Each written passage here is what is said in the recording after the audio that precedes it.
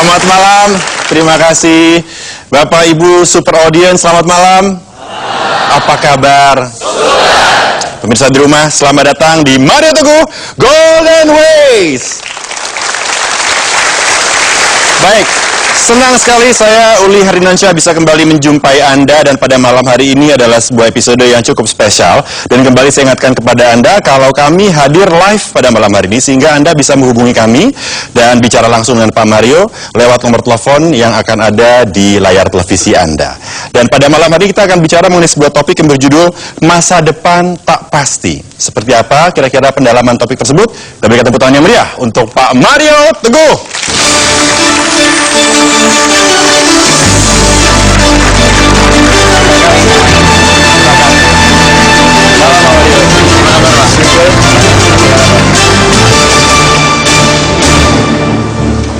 Selamat malam. Apa kabar? Sahabat Indonesia yang super, dimanapun Anda berada, adik-adik saya dan anak-anak saya terkasih yang besok malam ini menanti pengumuman dari hasil UN. Banyak di antara kita merasa demikian takutnya, demikian tidak pastinya. Lulus UN pun kuliahnya belum tentu, tidak lulus UN apalagi. Sehingga banyak sekali di antara kita yang sangat khawatir mengenai masa depan.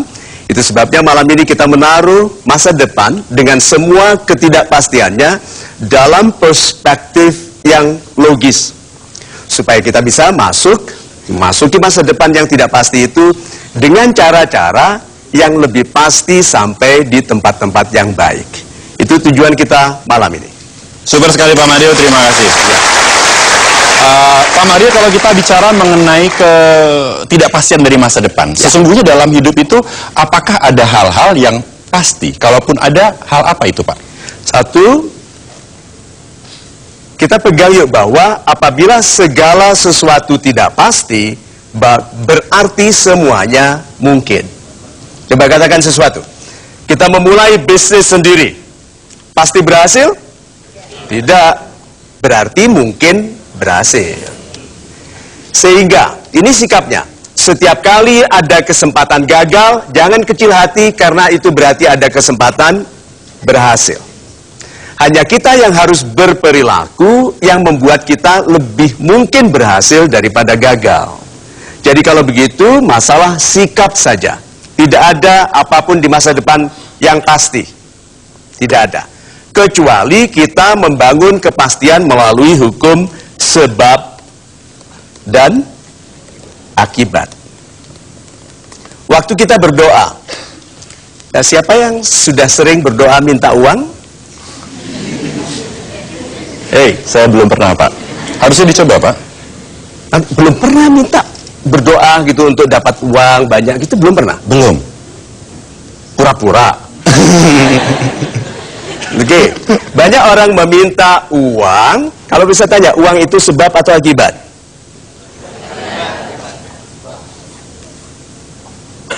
Itu kan karena kita dihargai. Iya toh? Jadi seharusnya kalau kita berdoa apa? Sebab. Kalau mau masa depannya pasti, carilah sebab-sebab yang menjadikan kita dibayar tinggi. Kalau itu uang, kalau itu pangkat, pilih hal-hal yang menjadikan kita diangkat. Kalau mau menjadi dihormati, pilih hal-hal yang menjadikan kita dihormati. Jangan minta sesuatu yang akibat. Nah, banyak orang merasa hidupnya tidak pasti itu karena meminta hal-hal yang sebetulnya masih menunggu penyebaban darinya. Penyebaban darinya. Ini saya bacakan, ada satu masukan sederhana sekali yang super dari Pak Aji Dani, Facebook fans kita. Wow, mantap Pak Mario. Ini setelah membaca tulisan saya. Reaksi banyak orang begitu. Nah, dia bilang gini, kita tidak berhak meminta air seember untuk langsung dicurahkan kepada kita jika kita hanya punya sebuah gelas kecil. Masuk akal sekali ya. Sahabat kita ini pintar sekali. Bukan Tuhan tidak bisa. Tuhan hanya minta kita menyediakan ember dulu.